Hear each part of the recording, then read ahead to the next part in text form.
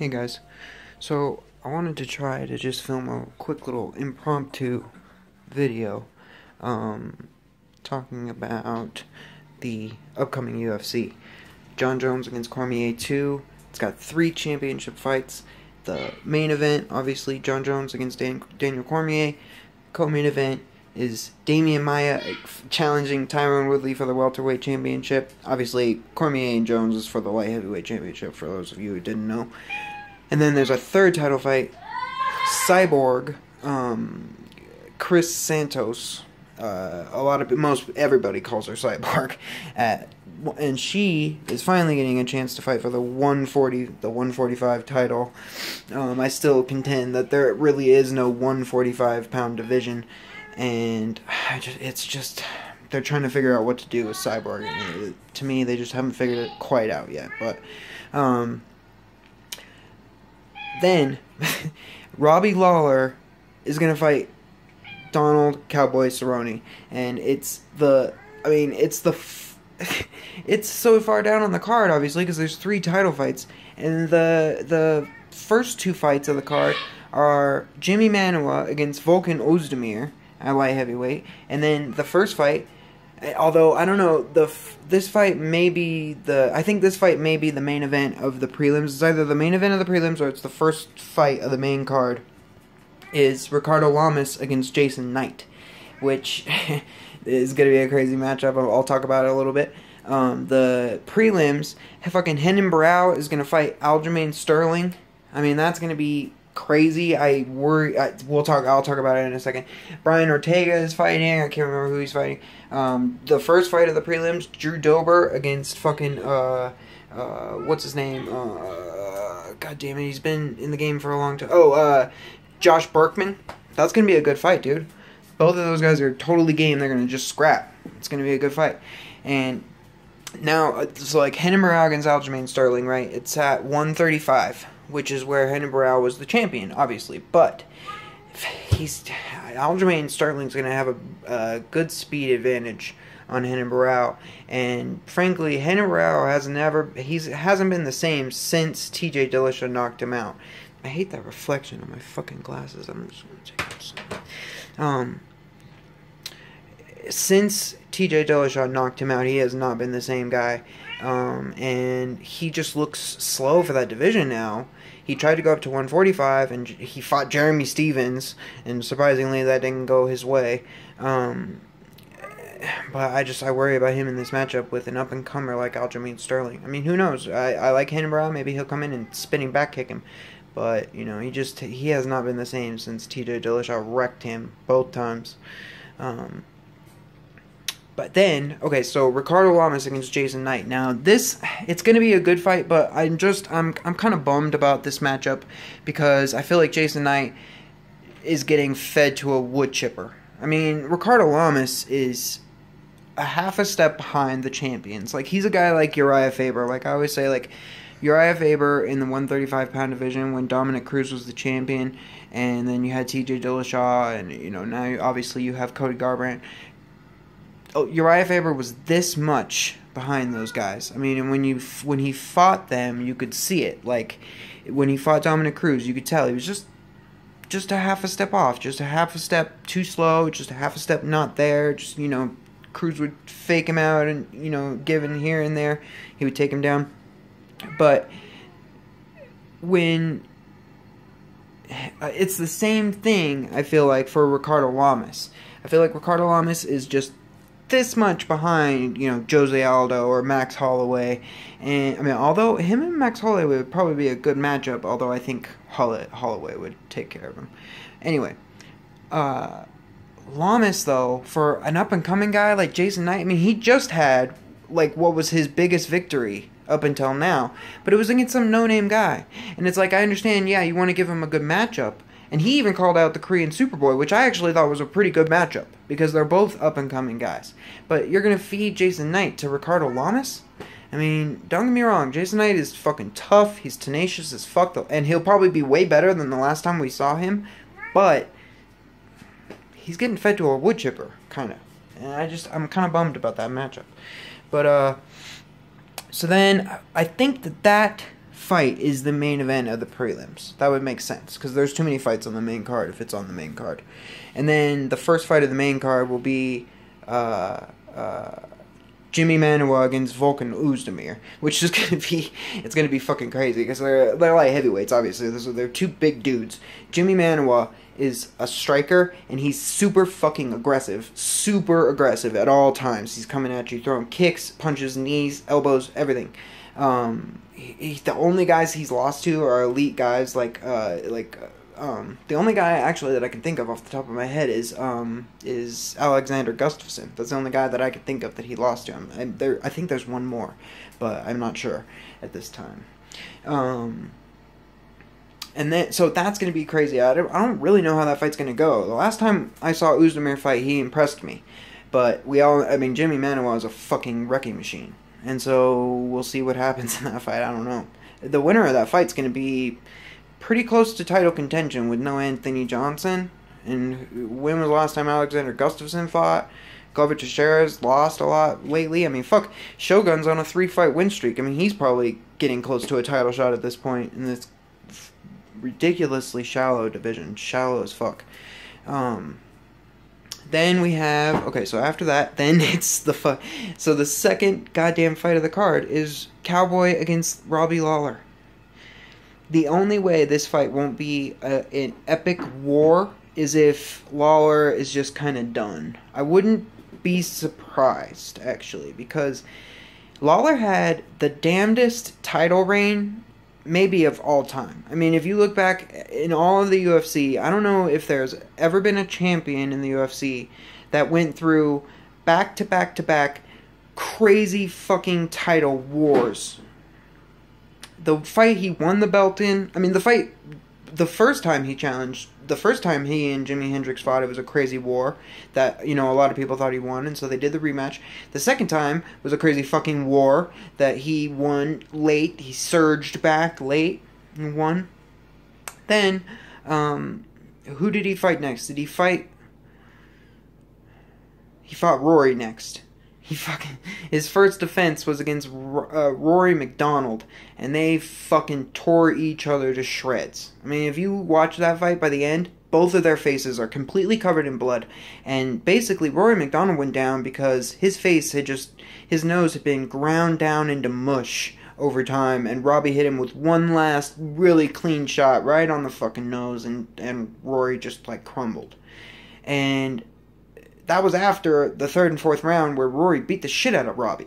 He rocked him with a head kick, and then he backed him up against the cage and just dropped shot after shot after shot after shot, and kicks, knees, all sorts of elbows, and all sorts of shit on him. And Robbie never went down. Then he fought Carlos Condit, and a lot of people thought that he actually lost that fight. He ended up winning the decision, but Carlos Condit landed 200 significant strikes, and they were all over the place. His head, his arms, his torso, his chest, his stomach, his legs. Carlos Condit was hitting him with everything. Everything he could throw, he was hitting Robbie Lawler with. And Robbie stormed back late like he had in all the other fights and won that fight by decision. I think basically because he had a spectacular fifth round. I mean, the heart he showed in that fifth round, where you could tell he was just using every ounce of energy he had in his body to charge after Carlos Condit. I mean, it was inspiring, and I'm sure that's why he won the decision, even though I think he lost 3 rounds of that fight. That was the fight where after it was over, they both just put their hands on the top of the cage and just rested there for a whole minute. Neither of them could move or talk or do anything. And so I could definitely see Robbie Lawler kind of being out of gas at this point in his career. He's been fighting since he was 18. I mean, he's been fighting since he was 18. He's been a star in the UFC, and he's been a star in fighting since he was 20. And then he went through a long-ass career, normally at 185, fighting dudes that are bigger than him, getting beat the shit out of in fucking Strikeforce and shit. And then he finally comes back to the UFC, goes down to 170, he goes to American Top Team, he goes on an epic run, fucking knocking motherfuckers out, winning big fights, fighting all the best guys, taking them out. And then he fights Tyron Woodley, and man, that right hand that Tyron Woodley throws is fucking epic. That's why I hope that it was just that. Like, it was just the fact that Tyron Woodley hits so fucking hard and he just happened to catch him, and just even Robbie Lawler couldn't eat that shot. But after all those wars, then to take that kind of knockout by one of the biggest, scariest punchers in that division, if not in the whole UFC,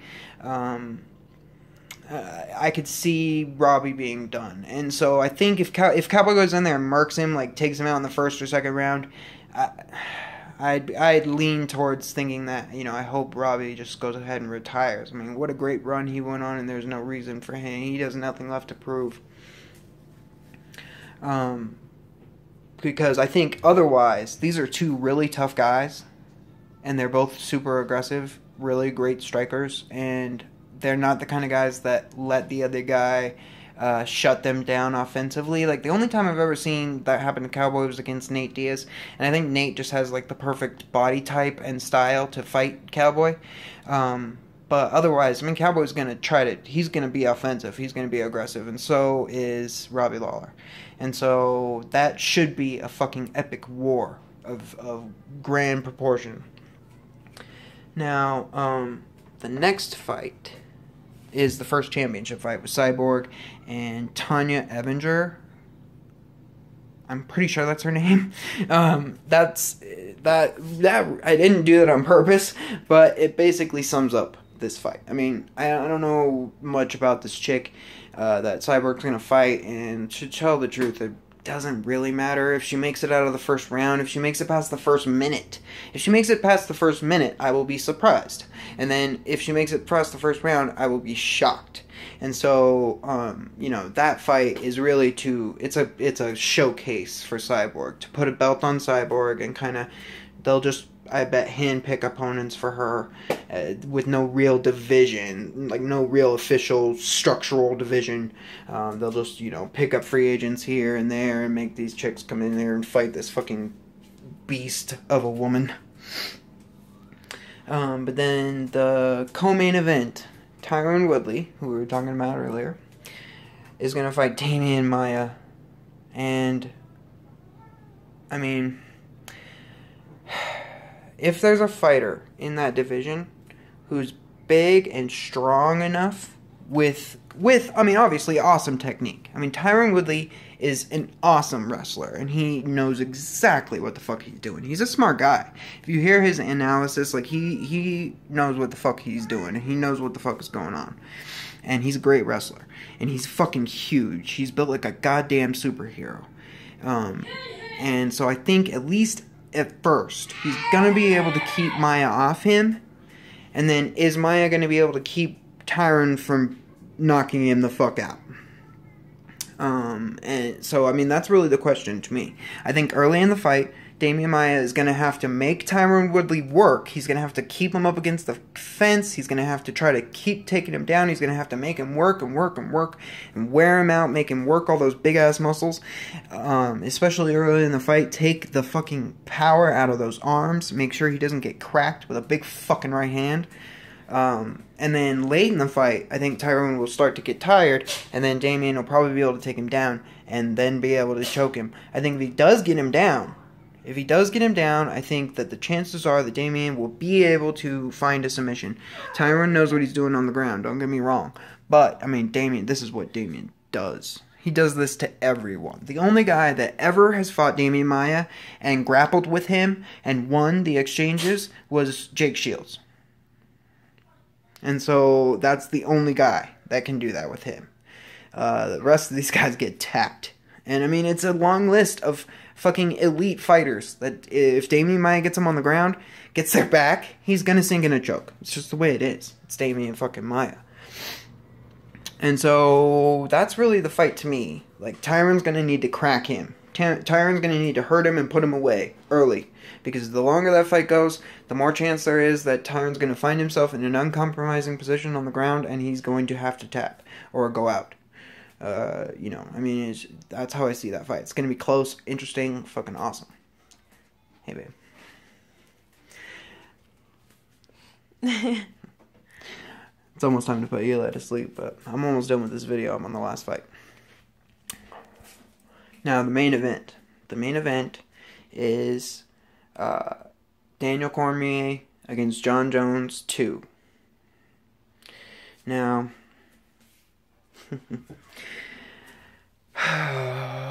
I really dislike Jon Jones. I've always disliked him. I mean, from the very beginning. From the very beginning, I've never liked him. He never seemed genuine. He always seemed like kind of an asshole and a douche.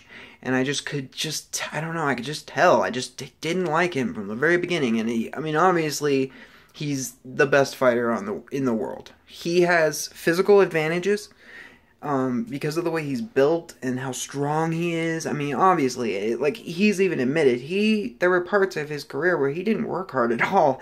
He'd go fucking party the weekend before the fight, the night before the fight. He'd be partying, and then he'd go in there and fucking beat the shit out of the other guy.